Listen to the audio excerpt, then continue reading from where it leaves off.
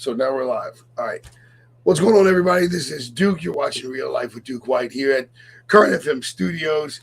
I got with me my man Geraldo, who's has a heart for uh, ministry and media, and he wants to hang out and learn some stuff. That's right. You know what I mean? And you're like, so this is really cool. So share this with family and friends. But I said, hey man, let's just go live. Let's go live and talk about learning Ghana culture. Well, first, let's talk a little bit about yourself. Where do you come from? How did you find the Lord? And where do you come from? Tell me a little bit about yourself. No problem. My name is Geraldo. I spell it Geraldo. Okay. And I'm from Ghana, West Africa. Right on. Yeah, and I love Ghana. Yeah, I really do. That's my home. Right, home. Yeah, and I'm here. I serve at Grace Bible Church as part of the production team. Yeah, I serve as a cameraman. Right there at Grace. And I do a little bit of switching and almost everything. When you were in Ghana, what do you miss most about Ghana? Yeah, you have to be real, right? Yeah.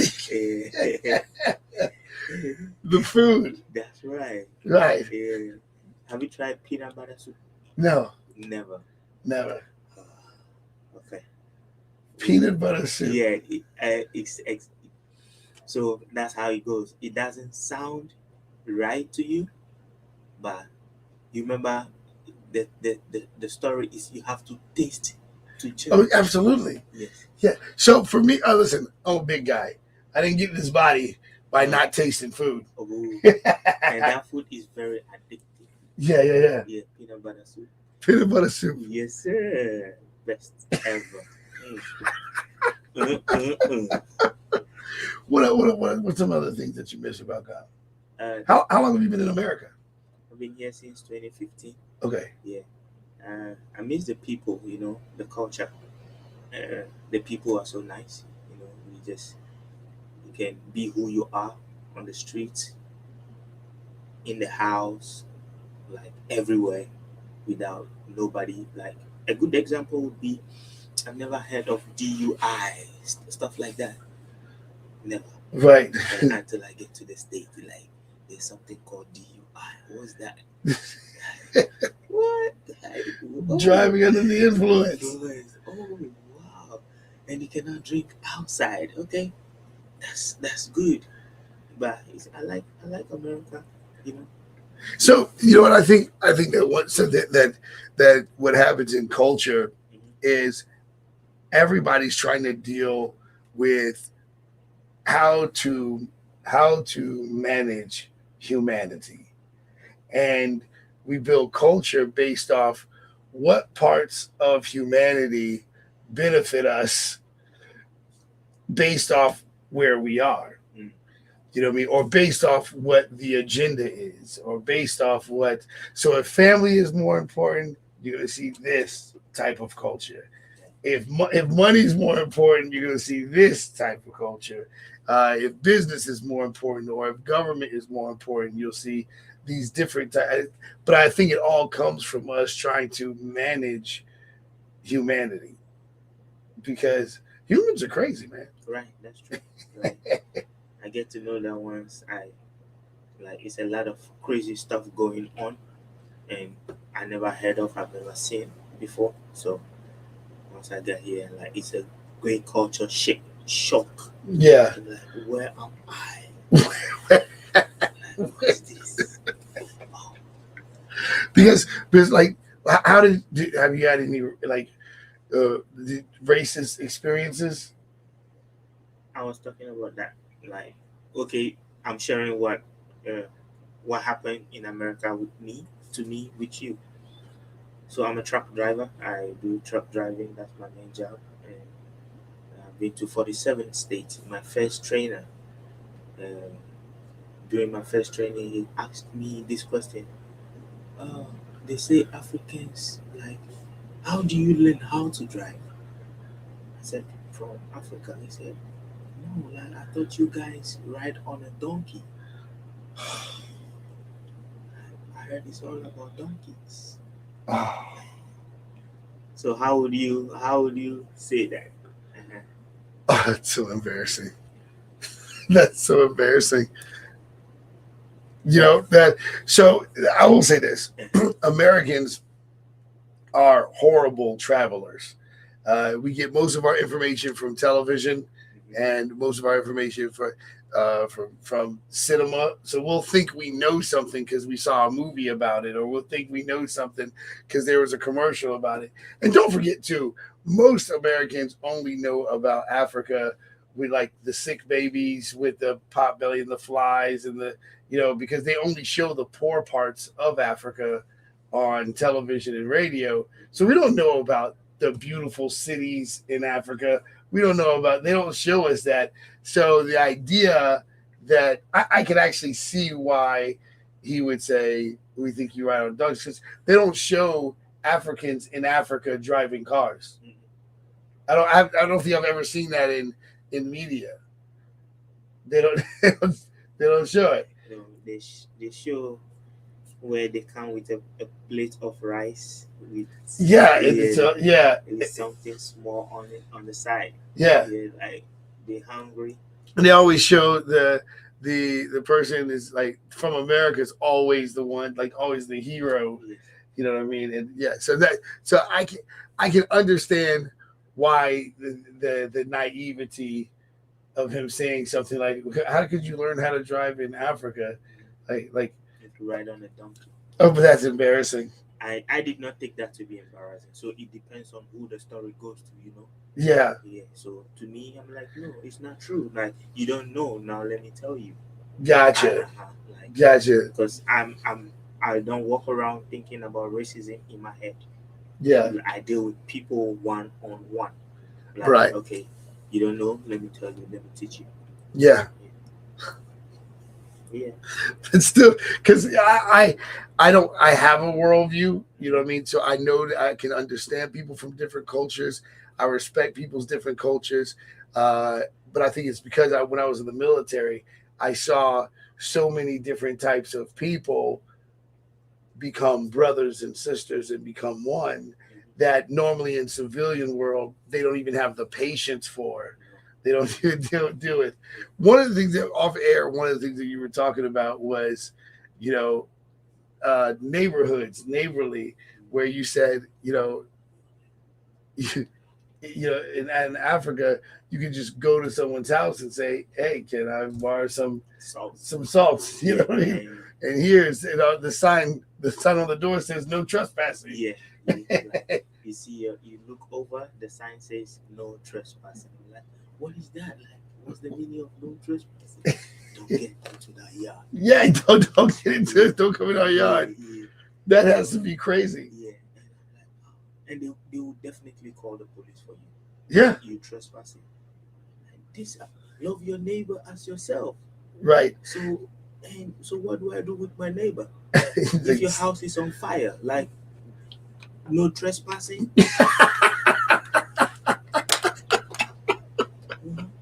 Now you keep it real.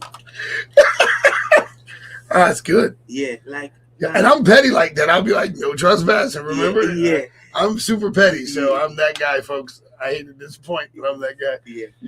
That's why I remember you. Like, you never no trespassing. Yeah, I see the sign. So let the house be on fire. Yeah. Oh, my daughter would love that. She's like that too. She's like, oh, I would help, but this is no trespassing. Yeah. I can't come on. So, what is the main religion in Ghana? It's mostly Christians. So I grew up in a Christian home. Yeah, Baptist. But do you feel like in Africa the Word of God is taken more seriously, or so? What's your observation on that? So to keep it the way I've seen it, back home we can worship God. We can go to church. Let's say from 9 in the morning, it goes all the way after 2. Yeah. That's how we go to church, from 9, and it goes all the way after 2. Yeah. But here, 9 to 10, church is done, like 5 minutes before 10. So 9:55 church. Is the Yeah, it's programmed. Uh-huh. Back there, they let the Holy Spirit lead. yeah. Uh-huh. Well, I got to tell you this. It used to be like that. It used to be like that here in America, but I tell people all the smart people took over, and it became about the show. It became about uh, trends. A lot of churches became about what the people want versus what is God doing, and it's what ended up happening is through the years. Through the years, the church just began to change. The church used to be something that happened all day, like you say. Two, it could go to five, and I'm pretty sure the same thing with you. Yeah, It could just, yeah, it was like, hey, this is God's time, yeah. and so people would have testimonies, and it was a place to really experience, that God is in control, that concept. And then I'll say right around the 90s, everything became about, how many members you have. It was like the church started focusing on relating to people versus leading people. Yeah, so I saw the same thing when I remember we talk about culture shock. Mhm. Yeah. So I feel the same thing would be going back there because this is where everything starts from. Then they spread it all across. Right. So I feel like what is happening now or what is going on now in the church here is already there. It's going to go there. So you would go there expecting to see something else, and you would see here. Yeah, and it's possible. I've been seeing some things online about that's going on in churches in Africa, and I can see them trying to mimic what's happening here, and I'm going, oh no, because that's not good. It's not a good thing. We online. Oh yeah, We want people to see the online stuff. So, yeah, and it's so, scary because it's like I always thought, well, the other cultures across the world, they'll hold it down because they'll remember America's only 250 years old. This is the Bible was in Africa. The Bible, is our Egypt is in Africa. Then I'm like they'll never fall into this trap. And sure enough, it's like, oh no, and that's the power of well, I tell people all the time that colonization and evangelism kind of merged. yes, and that's what exactly it is. Yeah, it's sad because that means the spreading of error is being. So when you go to Ghana right now, you have more power because you came from the greatest nation that is America. So you have more power if you come from America, Like, as in you being different. right? You speak differently. You speak English, yes, but you speak so different that now people want to hear you more and more because you speak differently. Right. Like, that's the power you have. Well, and see, this is my concern: is that what should bring power to us should always be the love that we show. Mm. You know what I mean? The love that we show. And I think America, we got caught up on how much money we have, how much stuff we can buy, and then we forgot about family, which is really the real power. If you look at what the Bible says in Proverbs, it says, "Blessed is the man whose quiver is full, has a table full of children." You know what I mean?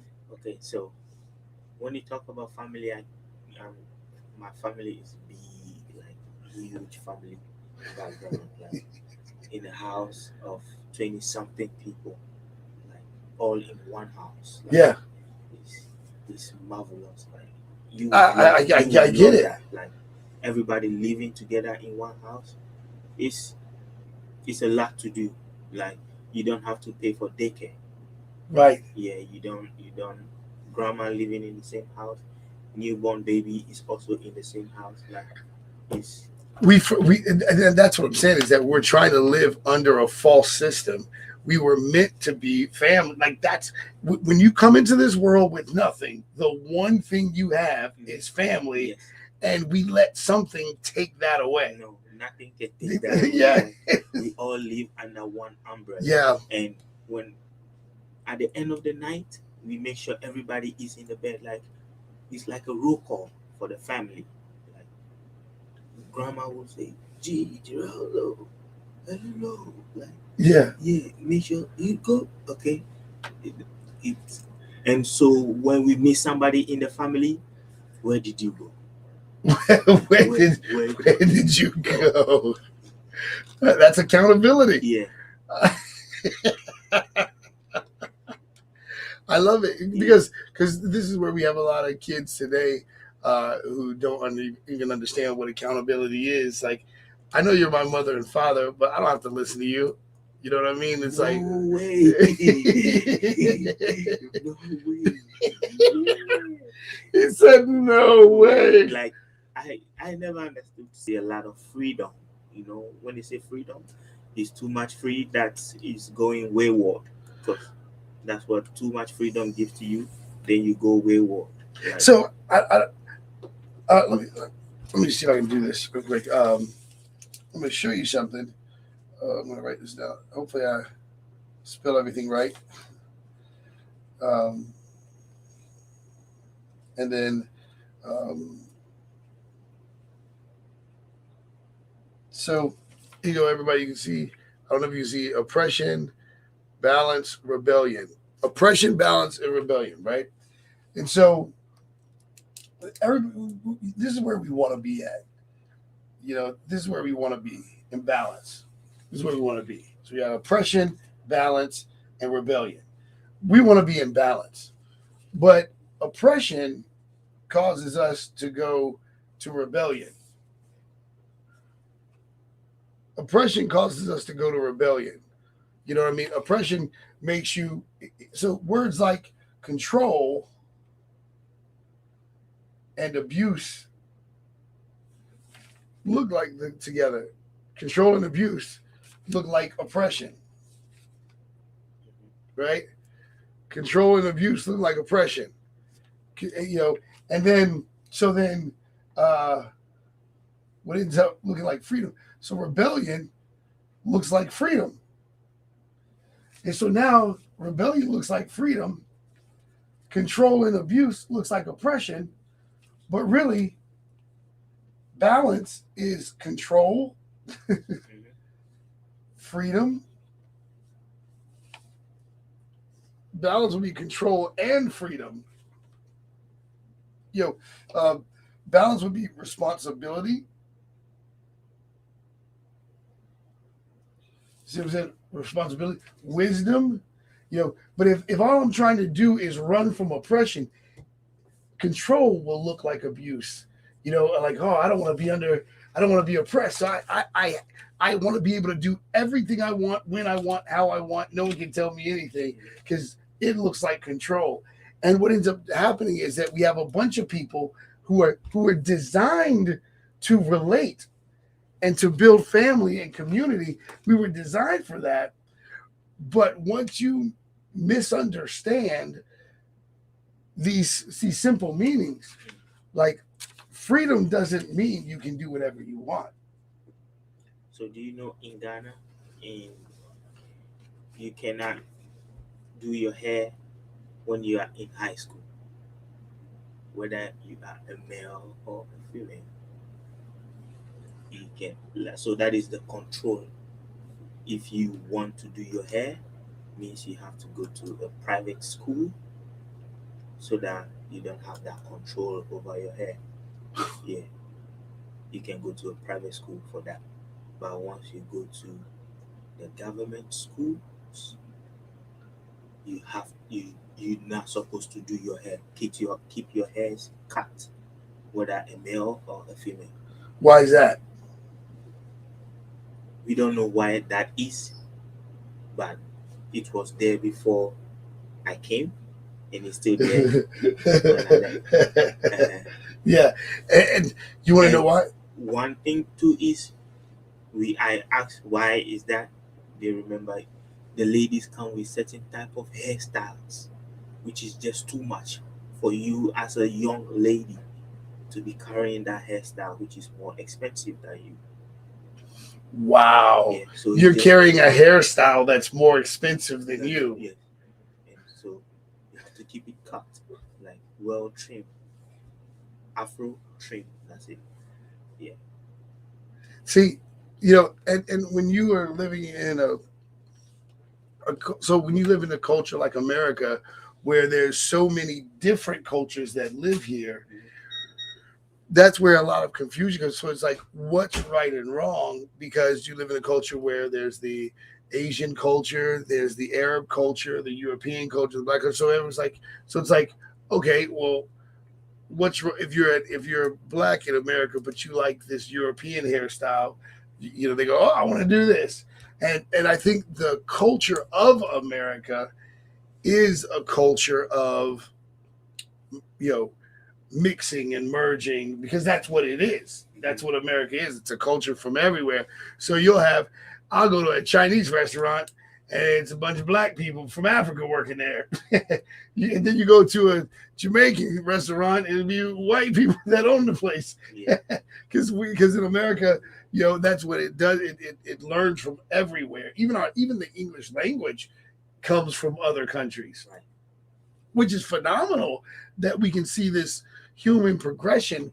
But one of the things that I think we've got to correct for the sake of America's future, we've got to correct that, yes, we can merge food, we can share clothing styles, we can share this, but what we can't do is change the gospel. Right.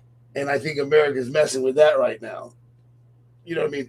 I asked you before off air if you knew anything about Santa Claus, and so that had to have been a shock coming here. Yeah. So you didn't understand Santa Claus when you I got know we take pictures with Santa Claus. We call it Father Christmas. Yeah. Yeah, we don't like that's the name we have for it. It's called Father Christmas. In Ghana. Yeah.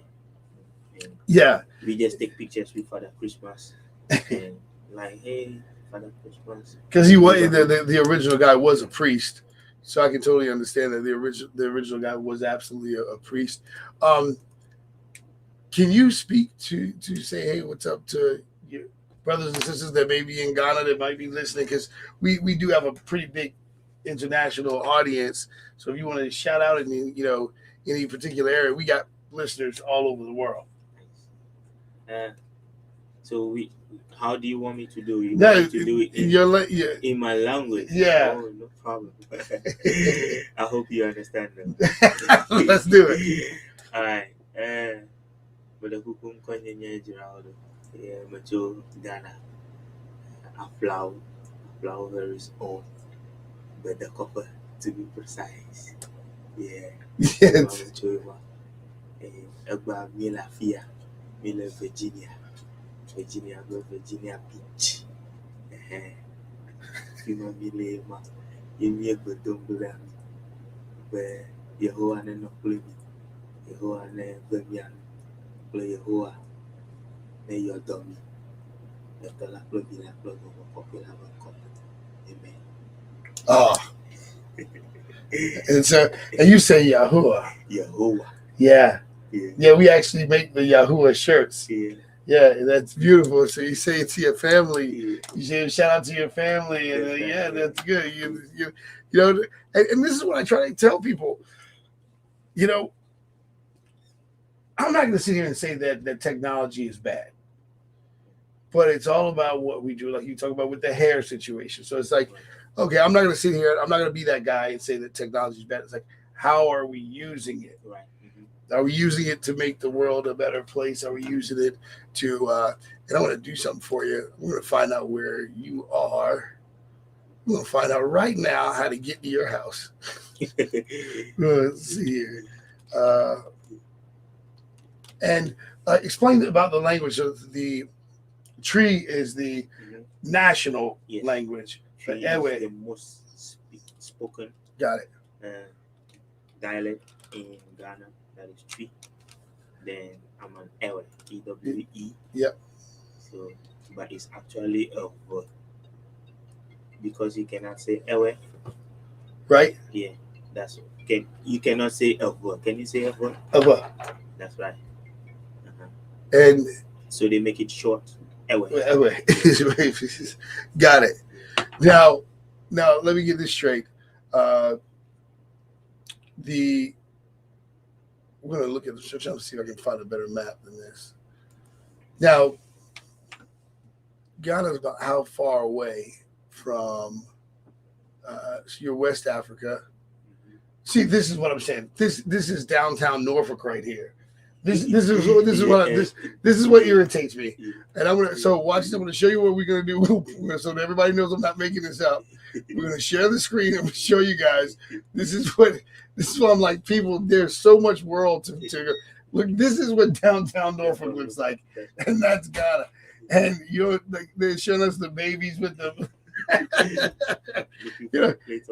Right. Like so, you guys are wait, you guys are right by the beach. Like this is. I live right by the beach by Lome. You see where Lome is? Yeah. Hold on, wait. I see. Okay, so there's my beer. So I'm going in. Make sure everybody can see me. So I'm gonna pull the screen over. Everybody. So everybody can see. Okay, cool. I see Cape Coast. Hold on, where? So I'm in Ghana. I see Cape Coast. You say you in Ghana online.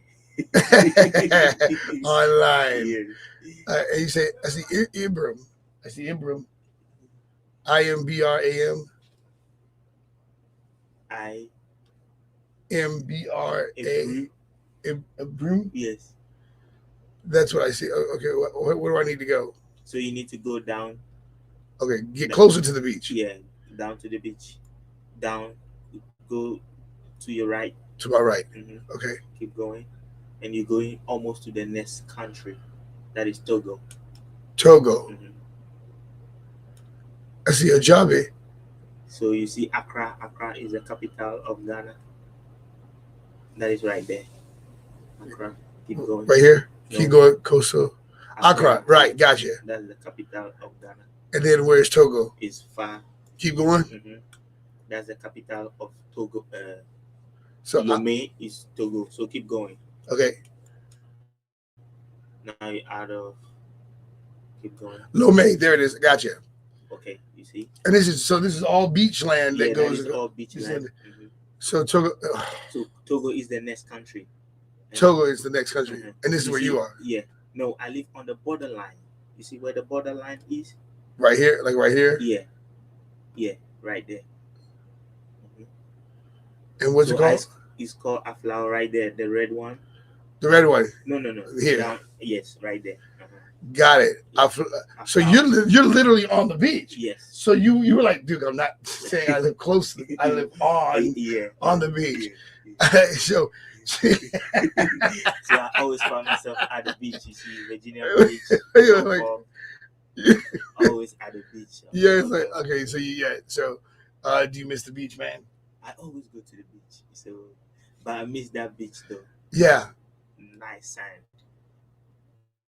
Like. Oh. You see, it's quite beautiful. And this is West Africa. Mm-hmm. Okay, so what about the fashion? The fashion is fashion extremely important or not so much important? Like what is extremely important. Like in high school, example, in high school, certain days like we have to dress African.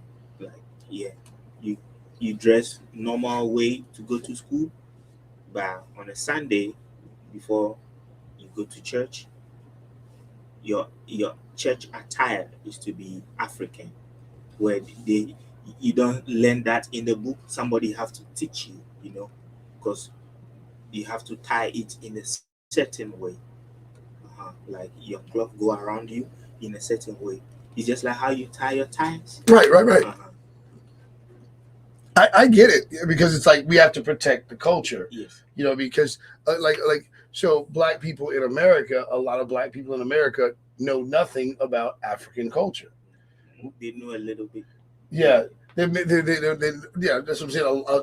There are a few. There yeah, I wish there was more uh, in the black community that would say, "Hey, let's learn." But the issue, the struggle, is that so many black people don't know. So many black people in America don't know where they come from Africa. So they don't. And there's so many.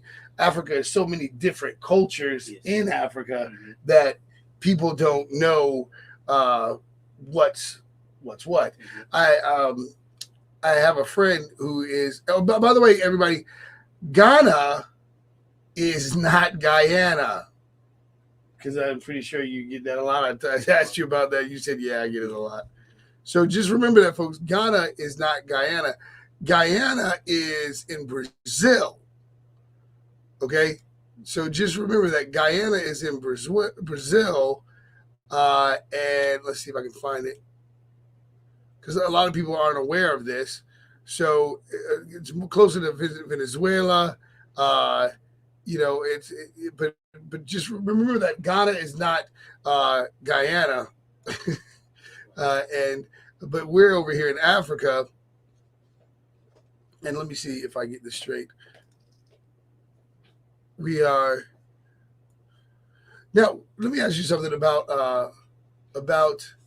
where did I go? I just lost Ghana. I just lost the whole country. Oh, there it is. Okay, good, cool. Uh, so when it comes down to um, what we see about uh, the poverty and things like that, where exactly do you guys see that, or is that not in the Greenland, but more deeper in where it's more desert like? Yes, it's where it's more desert. We never had the opportunity to get there, so we all also watch about it on the news. Like there are these people living in Africa.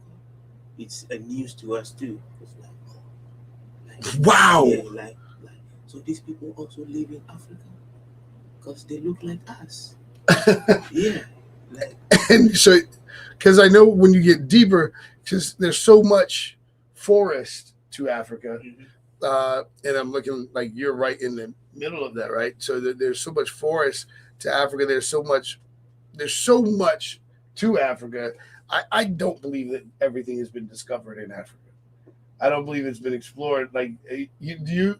no, I don't believe it. Yeah, I don't believe it's like if we went as far as we could go, and then it was like, oh, let's go back. Let's go. Because when I look at this much Greenland, but I even look at American culture, it was just so much land. It's like, let's just say we did it, but we didn't. Let's just say that we did. You know, that's government property. Why? I don't know. It's just there, and they're like, there's some families still living in the Grand Canyon somewhere. You know, but I mean, this is amazing. And because I'm immature, I do got to ask about what about shark attacks? Because you guys are going to get on that side, which more tropic weather. So there's a lot of fishing activities around there. So because we live across Lomé, they have their main port, so it's mostly being protected. Okay, gotcha. Because fishing culture is a big deal there. Yes. So, okay. And we eat fresh, so yeah, you have to go to the sea. And then that busyness is going to keep the sharks away because they really don't want to be bothered. Yes. All right. And that's thousands of years of of occupying that land that pushes them away. Yeah. Because so we have the movie Jaws that makes everybody think the sharks are out to get us. But seriously, my daughter, she would think the sharks were going to come in the tub. You know what I mean? Like they come out in the tub. So what we got here is that it's a fishing culture. Which I can already understand why you would miss the food because it's fresh. Yes. You're not dealing with frozen fish. You're not dealing with no way. Man, I don't want to talk too much and make you want to go back, make you leave. I gotta go, dude. I had a good conversation, but I can't do this with you. I gotta go. Exotic food, because I know that we have obviously the weather there is going to be more consistent, tropic, warm weather. So you're going to have a different type of animals or a different type of fish, kind of more of like kind of more I guess even bigger fish even because they can it's a more of an environment. You can get the big ones, you can get the small ones. So the big taste differently, the small also taste differently. You see, one thing about here is they control the kind of fish you catch. There you can even catch the small ones, fingerlings. Yeah, Yeah, it tastes different. Uh-huh. gotcha. So the even the size they taste different. One is So called 1,000. Like you can see fingerlings like thousands, small. Yeah, but and they taste different. it tastes so different. Yeah, then when they get bigger, Mhm. but you're right. They do regulate. You have to throw the fish back at a certain Yeah, size, yeah, and you're going, man, that's a waste of food. yeah, You're like, you threw it back for what? yeah. And I tell you, the mindset is different. I had a friend of mine named Pastor Gabriel Galutu, Mhm. and he they said Gabriel in Galutu. It's like no, it's just Gabriel Galutu. So they just go in Galutu. I'm like, oh gosh. But Gabriel Galutu, he comes to my house. I had a little apartment, and in the backyard, we had a little backyard. The backyard was about the size of the studio. You know what I mean? And he goes, "Oh my Lord! Oh, you could grow a garden here, and you could do this." And I'm going, "What are you looking at?" He's like, "You can grow this, and you can grow tomatoes." And I'm like, "Dude, whose yard?" I thought he lost it. I thought he was good. He's like, "You can do this, and you can." And I'm like, "Well, look, man, I don't even want to cut the grass. If you feel like coming back here and growing something, he grows a garden for the church back there." And I'm like, "How did you do that? There's nothing. There was no space." And then I knew. I was like, "Oh yeah, I know what's going on. This is a cultural difference. Like I know what's going on. They know. They're like, go to the grocery store. We're gonna grow our food." So I tried doing that here because the seasons are just so different. So I tried to grow tomatoes. Yeah, I saw it coming up until the winter came to just destroy everything. So it just died Yeah. down. Yeah.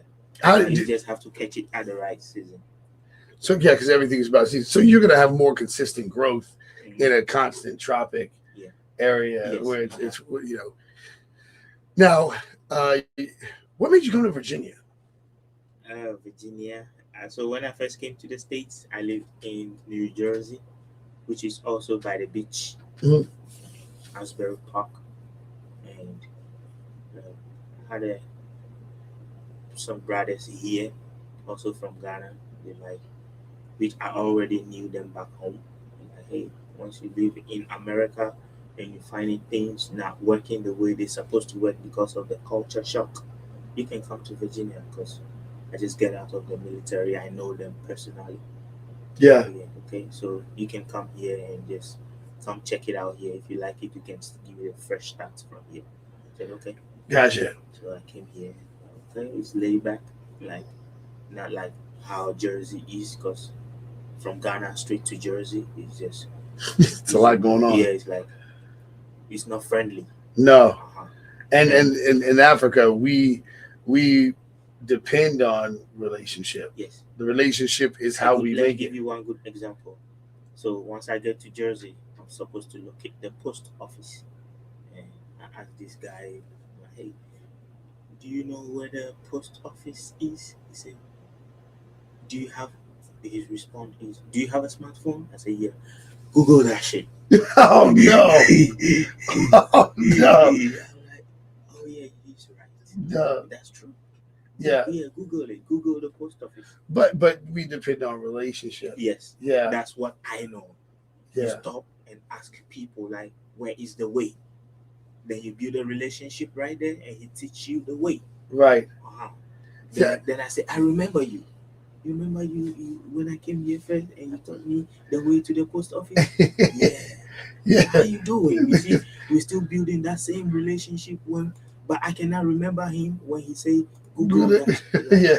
And you know what's funny? I got to tell you this, man. I got to tell you this.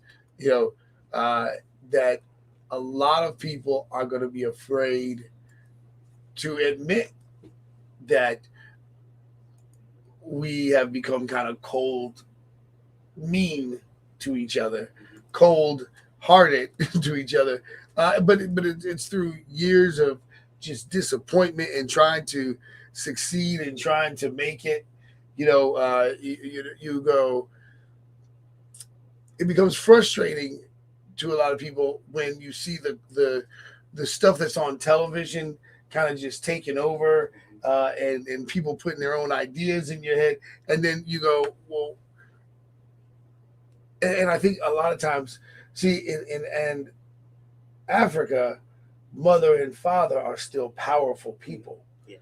And in America, the government or celebrities they're constantly taking the power from parents. Instead of your kids wanting to learn from mother, father, and teacher, they want to learn from the entertainers, they want to learn from the actors, and then, like I said, next thing you know, your kid's coming home saying, you don't tell me what to do, and you can get really hurt. Yeah. In Africa. Yeah. No way. Yeah. He said, no way. I love it. What? Like, where would you sleep tonight? Like, I'm keeping like, where do you want to sleep? In my house? Then you better, because this is real. Real. You Yeah. better go find where you would sleep tonight. Yeah. Did you born me, or I gave birth to you? Like, you gave birth to me, or I like, you have to show me who the parent is. Right. I get it. And see, what happens is that I think that's one of the dangers is when the government starts getting involved in families. But I don't just believe the government is the only government. Anything that influences us over us technically governs us. You see what I'm saying? I want to click back on this again real quick and just show everybody again. So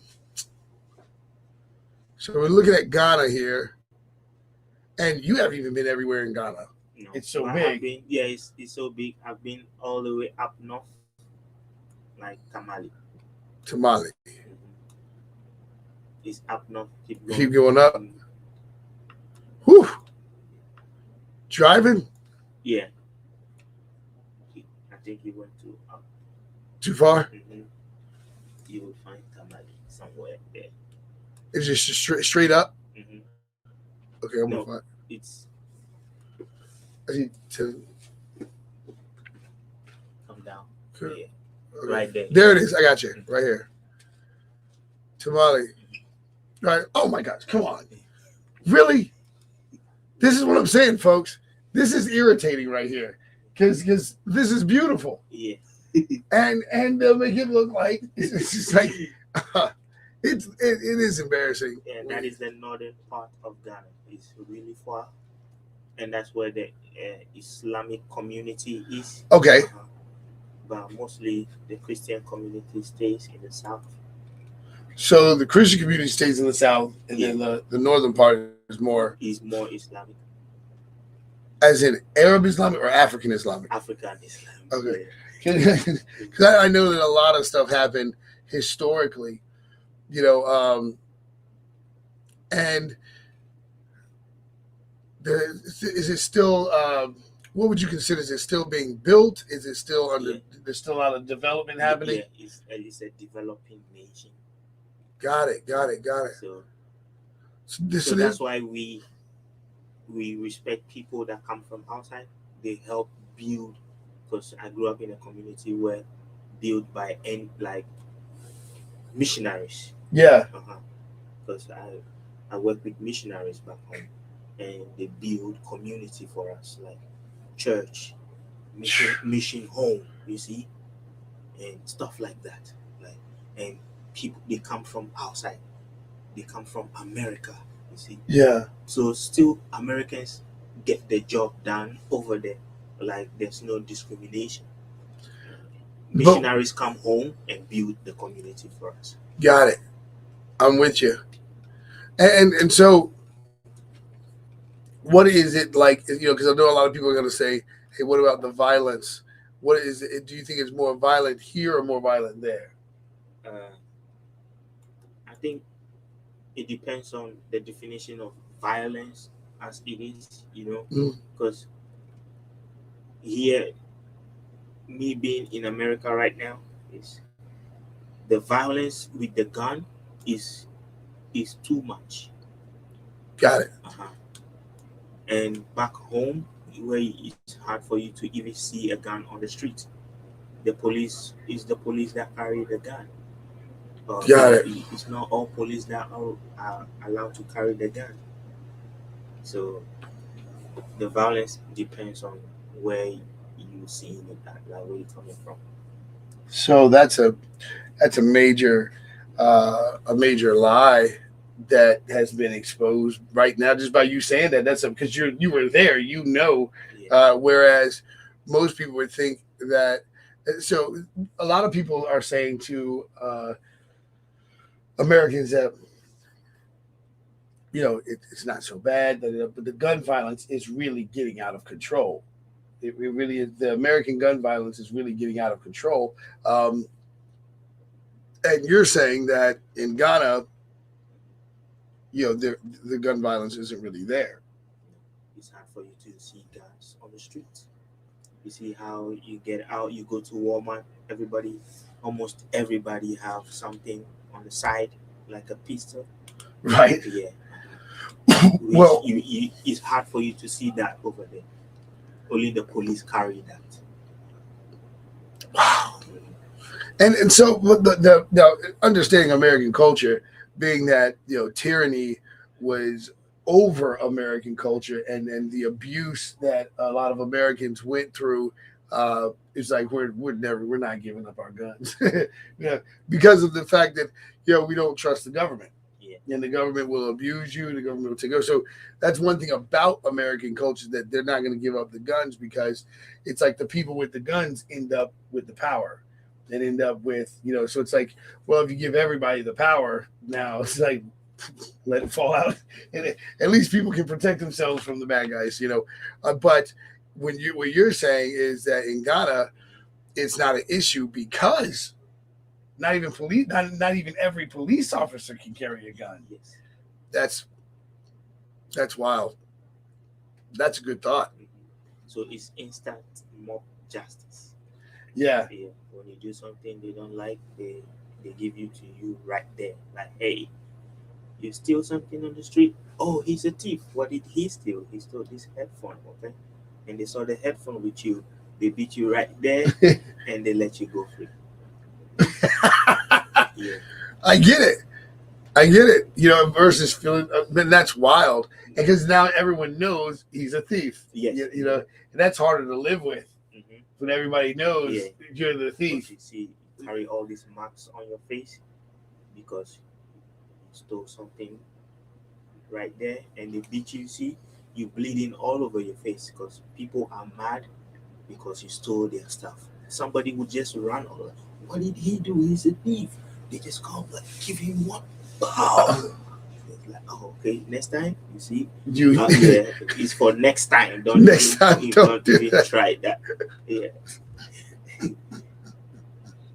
I get it. Yeah, I like that culture. It's like, So when I don't want to came steal here, this. I'm not. I think they're like, no, he's not that way. No, I get it. Now, how is technology as far as the what's the biggest industry there right now? Is the biggest industry still computers? Yeah. Computers. Mhm. Got it. That's pretty much taking over the world. Yeah. It's pretty much It's everywhere. funny, I started computers back home. Like I went to school for computer science. Yeah, Yeah.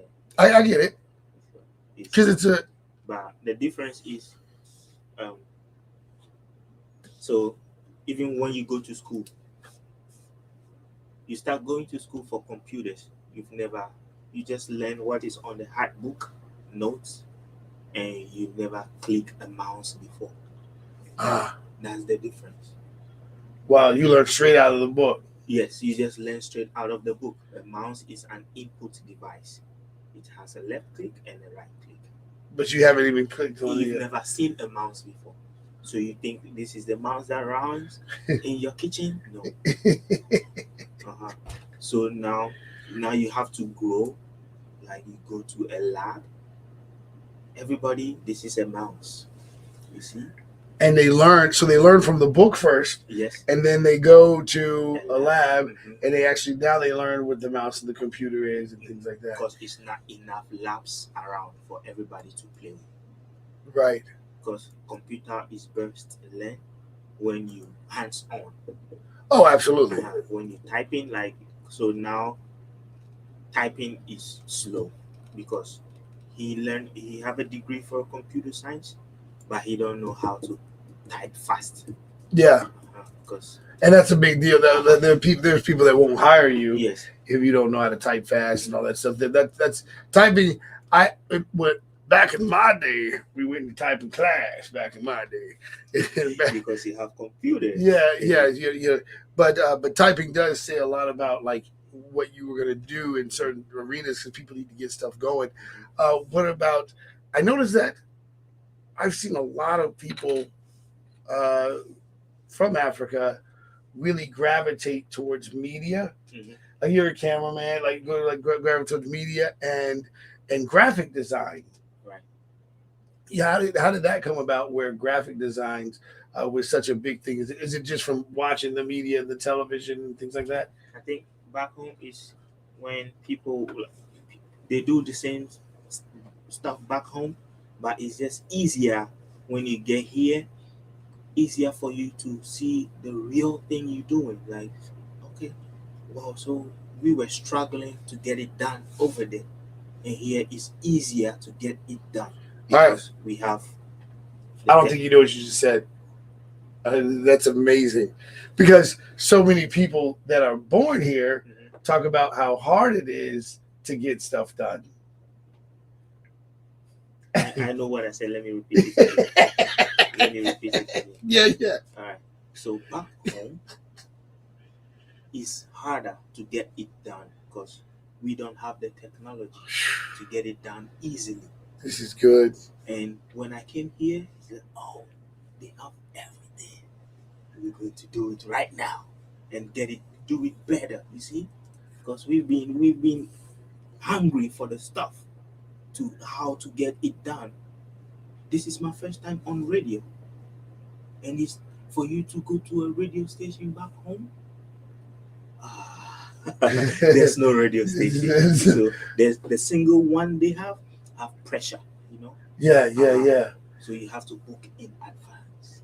So you are telling me right now, like I love what you're saying, and I want everybody to hear that when it comes to your dreams and goals. If you're throwing your dreams and goals away because things aren't going right, he just said that they're hungry over there for the resources that we already have here. Yes. And so you don't believe there's any excuses here. No. Like, I wanted to be on radio. It's been a dream. Today, my dream came to pass. Wow. Yeah. Well, we're going to be having you on a lot, so this is going to be good. Make sense? Yeah. No, I got you. Like, how would I get on radio back there? Like, only one radio station in the community. Yeah. So you have to be in a long queue.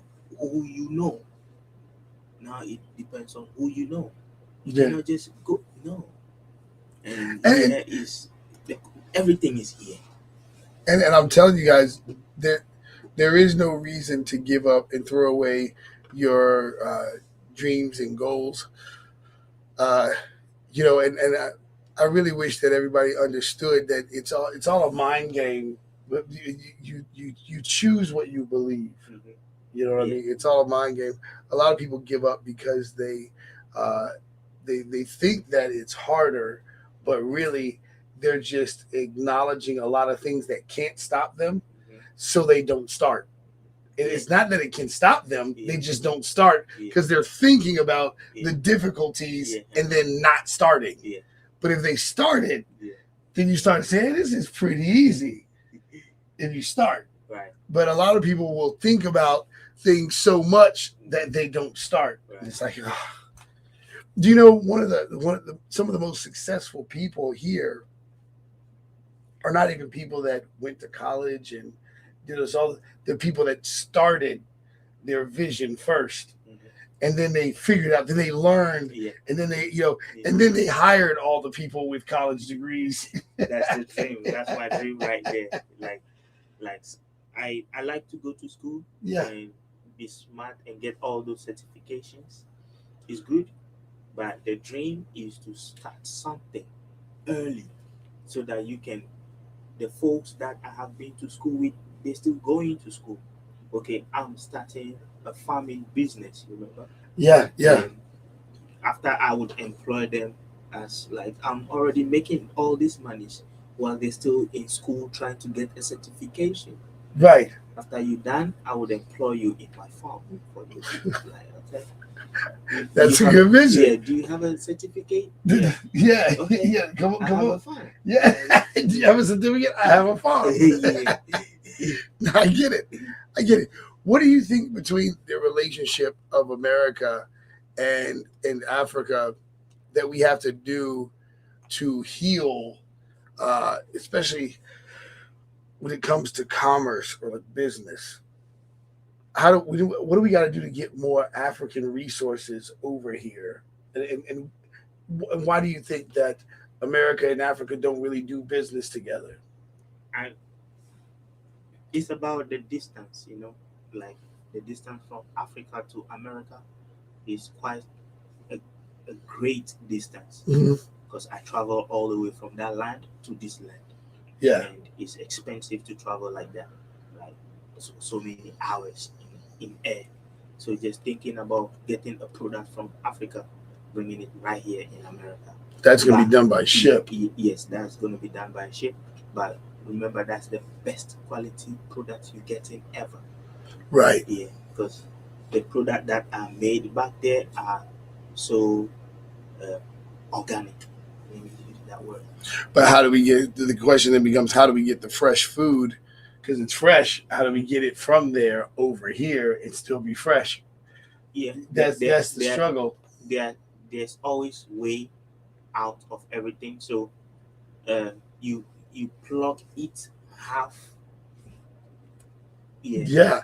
When it's get, so you don't wait for the orange to get color orange before you pluck it. You pluck it when it's green. Once it gets to America, then imagine ships Mhm. that are actually greenhouse ships that actually facilitate, so because we can manipulate heat and light now, Yeah. you know what I mean? Mhm. So imagine a ship that captures the atmosphere of Ghana. And you said you want to farm, here's an idea for you, Mhm. right? Mhm. To build a ship Mhm. that actually it's a farm on it. Mhm. Think about that. Mhm. All right, so the ship that you create the environment of Ghana, have the right heat, have the right light, and give the plants everything that they need, so that by the time it gets from Africa to America, you're now basically farming from the ship. So it's a good idea, but everything that makes Africa organic comes with everything that is in Africa. The air we breathe is so different. Oh, absolutely. Uh-huh. Because of the heat that's so close to the ego, all of that stuff. Yeah. So that you think that would change the flavor Yes. of the plants. Yeah. Because it would be, But if you think about it though, if we're already taking the soil from, so if we know we're dealing with Ghana, Mhm. we take the soil from Ghana, Mhm. make sure the heat temperature index is the same, make sure the lighting is the same, the measurement of the lighting is the same, make sure that the culture is the farming is when it becomes nighttime in Ghana, it would be nighttime on that level Yeah. in the farm to make sure that they're being cultivated the same exact way. But I think the issue is, like you said, you're not going to be able to. It won't be exactly what it is. I mean, the closest you can get, Yeah. Uh-huh. because if it's not getting that constant atmosphere, Yeah. it's going to be different. Yes. You know what I mean? Yeah. However, if we can start the process and the preservation of the seed concept and get it to America, Mhm. It can get back into soil. But Yes. even then, once it comes to American soil, it's not going to be the same. soil is not going to be the same, but there are soils in America that look like Ghana. Uh, Yeah. wow. And when I look at Ghana, here's what's interesting. Ghana, let me look this up. I'm going to look up how far Ghana is away. This is going to be very interesting. From Oh. America. Yeah. So, and how many hours were you on? How many hours is It's it on the about plane? 14 hours. I'm sorry, brother. I can't do that. Yeah. I can't do that. So 8 I hours. can't do 14 hours. 8 hours to London. Then from London to America is 6 hours. Oh, Yeah. It's good though. We have a lot of fun in the air. okay. So the air travel bird flight shortest distance between Ghana and the United States is 9,898 kilometers. That's 6,150 miles. If you travel with an airplane, which has an average speed of 560 miles, from Ghana to the United States, it takes 10.9 hours to arrive, 10.98 hours to arrive. But for some reason, they make that extra stop. I guess it's oil, gas, right, to fill up. So they're going to take that stop. So the Ghana distance from Virginia. Let's say Virginia. From Virginia, it's 5,205 miles. Show everybody that I'm not making this up. I got to show my evidence. You know what I mean? Yes, sir. So we are looking at here. We're not even that far. And I'm going to show you why I'm asking this question, why this came to me. So Ghana to Virginia.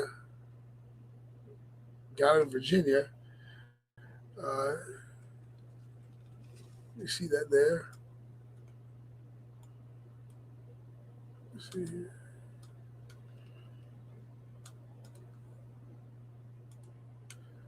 Ghana to Virginia.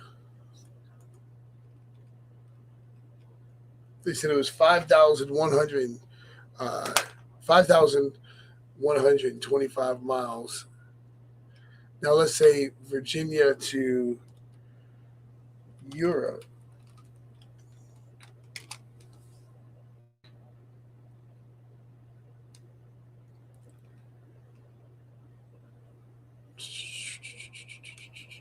I'm gonna look that up real quick, folks. Hold on 1 second.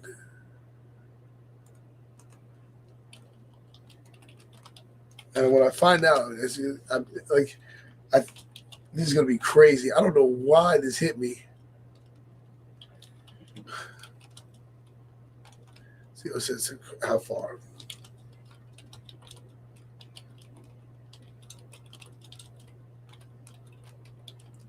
So how far is Virginia from here? So the distance from Virginia to the distance from Europe to Virginia is 4,308 miles. So it's only 1,000-mile difference between Africa and Virginia.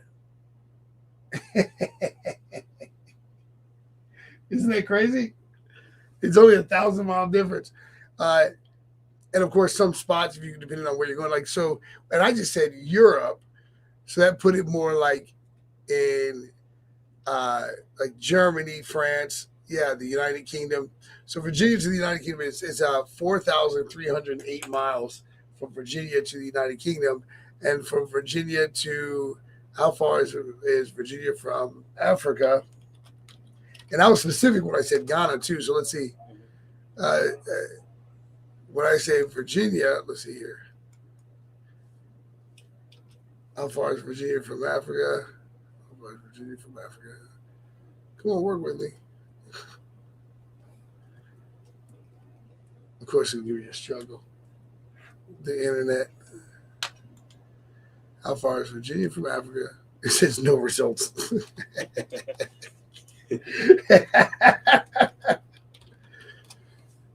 But when you, this is about, let me see here. Flight time, that's even flight time. I'll say how far is Africa from Virginia? How far is the flight? So now all of a sudden it wants to give me a bunch of flight times, but it didn't actually say. Isn't that interesting? I'll say by plane. Oh no, by ship. I'll say by ship.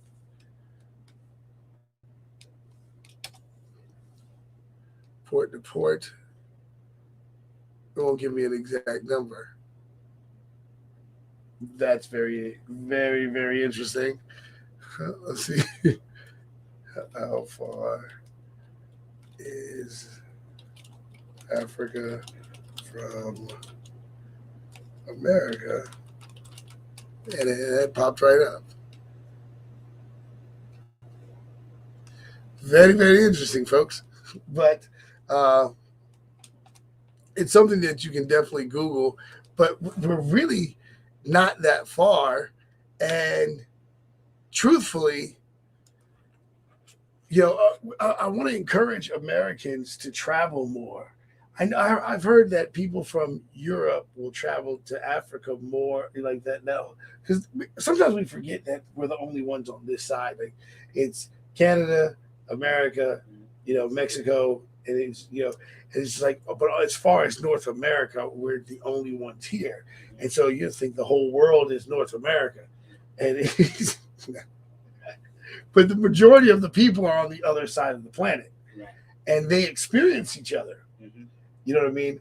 Now, would you say that there are would you say that there is a mix of South Africans? Would you consider a white person South African? I consider a white person South African. Yeah, they're born and raised in South Africa. Born and raised in South Africa, yes.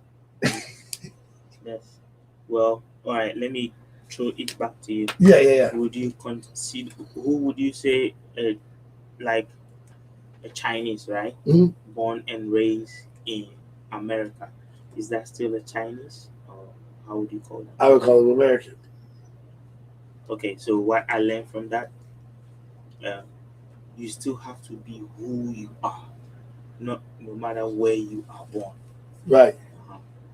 So you would say that they're Chinese, yes, and lives in America. Yes.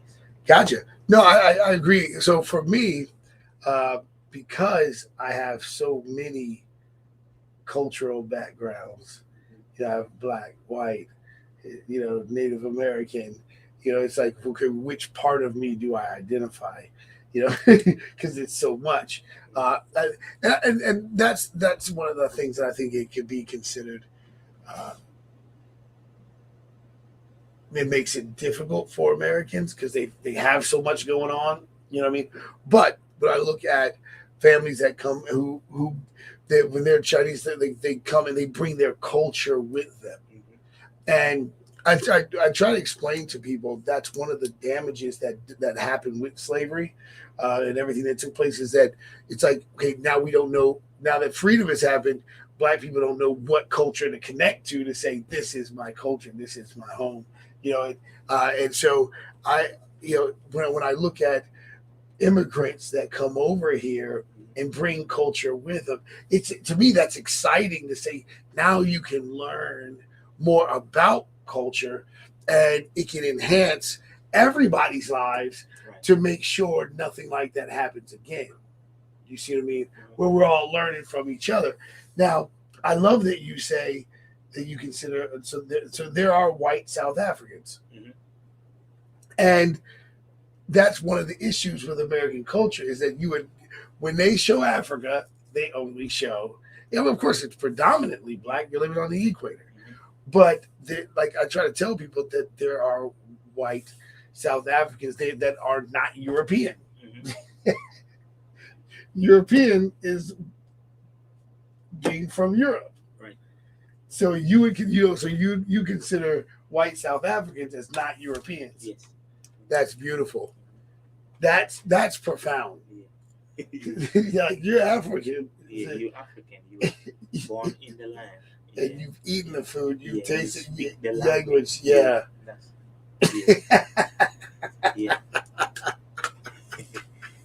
That's good stuff, Yeah, man. yeah. That's good stuff. So, what about the music? I know that had to be part of the culture shock. Is coming here and you're seeing all this different One types good of music one good news is music has no boundaries. boundaries, no barrier. So music that Americans listen to, we listen to the same thing too. Like if it is tapes, somebody travel and bring those tapes back there. A good example is Bob Marley. Uh, Like I know most of Bob Marley's music before I was born. Like what I mean is when he died, before I was born, yeah, like he died before I was born, but I still relate to his music. because the access to music finds a way to you. Yes. Now, So are this American music finds its way yeah, back there too. but how do you protect yourself from the culture invading? The culture that comes with it. So, say like how do you like the the like the disrespect sometimes that say maybe you find in uh, more rebellious type music. So it's called something called selective listening. Because that's how I'm talking based on me. I don't know about other people. Gotcha. Yeah, I don't listen to certain types of music. Music has a message, and listen to that message when it comes across. I like that message, then you go to the next one, you go to the next one. But if the message is not good, I don't listen to it. Like what you're giving me, the message, oh, pass it, pass it, pass it, pass it, pass it. I don't know what that is. Right. Like if there's no lyrics in that. There's no Yeah. party. Like what is that? Yeah. And a lot of times people just think that you. A lot of times people think that you are. People are trying to be goody two shoes, and it's like no, you're not trying to be goody two shoes. We're trying to say we don't want certain things floating in our head. Right. You know what I mean? We don't want to have negative images in our head. We don't have nobody words in our head. We want to be focused on the right things. How did you know when like okay, to make it in America, I really need to walk with God? When did you know, or first of all, when did you know that you really had to take God seriously? Uh, it's just about living together with fellow Africans in the same house, and I see different ideas, different way of doing stuff, and I realize uh, good example would be like partying every weekend, like because we live with military guys, like they free on the weekend, they want to drink, they want to just have fun. It's okay. Doing this over and over and over again, like is not the gateway to life. Like so, there are two ways. There's a Right. broad way. Yeah. There is a broad way. Hey, how's it going? Good. We're still on the air, right? Yeah. It's a little joke that we have here. Oh no! Oh, I mean, dear. I hit the wrong Oh, button. dear. Everyone's like, call Duke. He went off the air. Yeah. What you saying? So there's a broad way and there's a narrow way. It depends which. I'm asking myself this question. Like the broad way is full of fun, so many stuff you can enjoy, and the narrow way is just one little truth that you need to follow. So okay, I came to that realization. Like, do I want to party every weekend and get crashed along the line, Right. or I want to choose a way which full of which is the end is guaranteed, even though you don't know, but that is what you're hoping for. Right. That's the right hope. So okay, I want to choose that road where one day I would be saved. Where yeah, exactly. Safe road. Because the party life doesn't give you any. The party life, there's no guarantee. Yeah. It's fun. It's fun. It's a lot of enjoyment. Yeah, well, I looked at the scriptures about that, and even the scripture says that sin is fun for a season. Mhm. It's fun for a moment, but so then the result of it is that's where you've got to kind of be real with yourself and say, hey, this is going to cost me something if I keep living like this. And I don't think that a lot of times, sometimes people think that we're above consequence, but there are always consequences, and I think that's where we have to try to reach the young generation and try to get them to understand that consequences are very, very real, Right. and our life is valuable, and we do have a Messiah that saved us and gave us eternal life, and so it's like, why throw that away? You know, what's your view on what's in Ghana?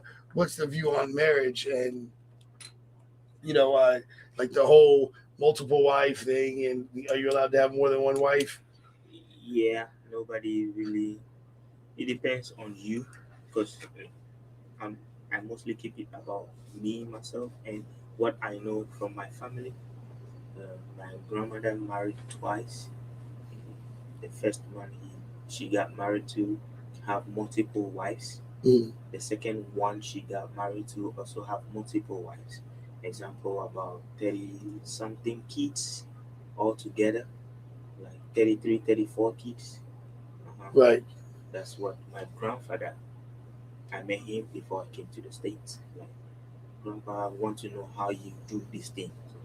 You have a lot of family. So I'm about to travel to the States, which I don't know where I'm going, Right. but I want to pay a visit to my grandfather to see where he lives, and he have multiple wives all across. Like, does that make sense? To have all Yeah. these No, I got you. 30 something kids, you have to have multiple wives all across. Wow. So you see on the map, you see Cape Coast. Okay. So he lives in Cape Keep Coast. close. So I went there to pay a visit to him. He have about 7 or at least 5 in the house. He built a big mansion in Cape Coast, Elmina, and some of them live right there with him. And like, okay, he's allowed to do whatever he wants to do. Once you can take care of them. So it's the same thing here in America culture. So they have, instead of wives, they have baby mama. Yes, sir. Like, yeah, you make Yeah. them wife. Yeah. Like you responsible for the kid and the woman. So you need to settle them, let them let them know, let the community know this family is my family. Right. You settle them. But see, in American culture, they usually disconnect. They say, okay, that's baby mama. I have to pay this bill, but I'm not going to take care of the child. But a lot of good men are rising up. There's always been a lot of good men. The media tries to lie, but there's always been a lot of good men that say, hey, even though me and your mom didn't work out, I'm still going to take care of the child. And but I think that in family, we've got to do a better job at committing to family in America and get back to what was important. I think when when industry came, we lost focus of family. You know what I mean? I think that's a big thing. And I think also one of the reasons why you say you miss the food in Ghana is because so much of the food here is no longer natural anymore. It's no longer organic. You might have said, oh, I appreciate American food the same way. But it's hard to say that when most of our food is full of steroids and organic. I mean, it's full of chemicals and things like this. So it's like, this doesn't taste like food the natural way. You know what I mean? And so I totally get that. Everybody that I know that goes overseas, wherever they go overseas, they say, man, it's a more natural flavor. And then it becomes hard to eat food here. Like, this doesn't taste the same. It was hard for you to eat here. Yeah, it's when I got here first, I don't know exactly, because anything I taste, it tastes like something canned, like canned food, ketchup. It tastes like the can. Like ketchup, ketchup. That's most of the can, like our ketchup is canned too. So it tastes like that, like everything has been preserved. Because you can taste the preserve. Yeah. Because I'm used to tasting the natural. Yeah. We go straight, so the farmer bring straight produce from the farm. So milk doesn't taste like milk to you here. We have a different kind of milk. Right. Yeah. It's goat milk, right? You know, pig milk. Pig milk. Yeah. Okay. Do you So- know what pig milk is? No. Okay. Yeah. It's evaporated milk, not a fresh milk. Got it. Because I know that the my friend from, I want to say he was from Rwanda. Gulutu is from Ghana. Gulutu is Pastor Gulutu is, I think he's from Ghana. I'm pretty sure, but no, maybe not, because he said that they drink a lot of goat milk there, and you know, but milk wasn't really the main focus in a lot of times. That's a very American thing as well. Yeah. Drinking milk, where it's water and what was another drink that was big? The tea. Yeah. Tea. Yeah. Yeah. Cocoa. Yeah. Yeah. That's interesting. Yeah. I grew up. We take cocoa in the morning. You know, like just for tea. Yeah, you drink cocoa in the morning.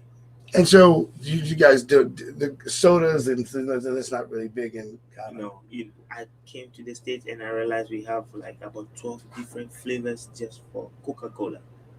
right. Like, Coca-Cola is Coca-Cola. We have cherry Coke, Coke Black, Coke, Coke Zero, like just Coca-Cola. Now, what about going to the doctor, the medical, facilities, or is it that because I know with everybody eating differently, you don't have a lot of the same problems that you have here in America. About going to the doctor. So what I try to do is to keep myself healthy the best. So how I check is I still wear the old clothes I bring from 2015. Once I still fit them, I'm healthy. If I'm not able to fit them, there's something wrong. There's something wrong. So, and I try to eat natural, like eat more fruits, like cook my own food. Once in a while, you go out to taste different food from different restaurants, so that when people speak, like, "Hey, have you ever had this?" You can say, yeah. I got you. Uh-huh. Yeah. Well, I know that I've got to do a lot better. I went all the way up to 400 pounds. You know what I mean? Just from eating junk food, and it's just. I think that food can easily become an addiction. Yes. Especially when you start adding the extra. So in an apple, there's enough sugar. Like, God's not stupid. God, He put enough sugar in the apple. There's enough sugar in the orange. And I'll never forget when I realized something was really well, not just because I gained the weight, but I was like, you drink apple juice and then you bite an apple. You go, this doesn't taste like apple. Yeah. You drink an orange soda and then you go, this doesn't taste like an orange. And what I found out is that when they make the drinks, it just triggers the same sense. Yes. But it doesn't taste the same. Yeah. It just triggers the same sense. Yeah. So like, oh no. It triggers the same flavor. Yeah, it triggers, but it's like, hey, you wanted that orange, going to trigger that. Yeah. The way your senses light up when you eat an orange, it lights up the same way. So it's like, oh, it never was meant So to. you go for the fruit. Yeah. The juice. Yeah. But then when we started blending stuff, that helped out a whole lot. Started blending the oranges, blending things, and then when you turn something into a liquid, you absorb more of the healthy thing. But I really appreciate you doing this with me, man. This is really cool. Yes, And we're gonna let people experience Ghana. You got to come back, man. You got to come back and do this again. Maybe we can show some music from Ghana, and right. and show what you guys listen to, and maybe make sure you have your family and friends listen to. Because are you still connected with them on Facebook and everything? Yeah. Oh, so man, we got to share it to them and let them know when they're live, so we can all talk. All right. Right. Right on, man. This is cool, man. So, God bless you guys. All right, so be good to each other out there.